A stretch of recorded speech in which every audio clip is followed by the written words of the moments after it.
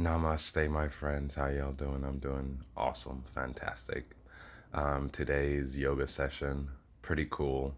And I was really focusing on balancing the yin and yang forces and energies within myself.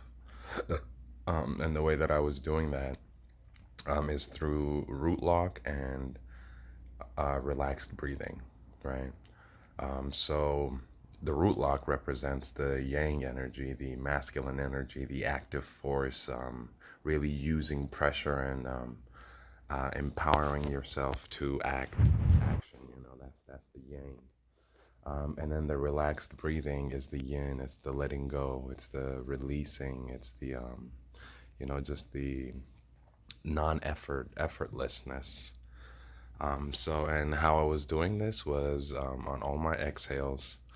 On all my inhales, I would be focusing on the yang energy with squeezing my root lock and then squeezing the muscles that are being used in the pose that I am in. So it's sort of like a dynamic yang energy where the central root lock is always there, and that's like what begins the yang energy control. And then you extend that through the physical hardening or, like really squeezing your muscles in the pose that you're in to try and go deeper. And obviously, you do this within limits. Don't like overextend yourself. Just do it comfortably. But just use more force than if you're just like resting in that pose or just like being in that pose. Just use slightly more force. And then on the exhales, you just totally relax with the breath. Try to make the breath as natural as possible, the exhale. Of course, when you're in different poses, the pressure of the poses and how your upper body is will be adding pressure to how you exhale. But try to just keep the exhale as natural as possible with however your body is restricting the breath in that moment, and don't add yourself to the force of the exhale. Um, and one thing that really helped me focus on what my natural breath is was that at the beginning of the yoga session, I just sat down and saw and was observing just my natural breath. I wasn't trying to control it. I wasn't trying to make my inhales longer, exhales longer. I wasn't trying to do it anything. I was just like, okay, let me just see how naturally it is. Just how is it that it naturally breathes? And then that gets you in tune with how your exhales should feel like when you're not putting force.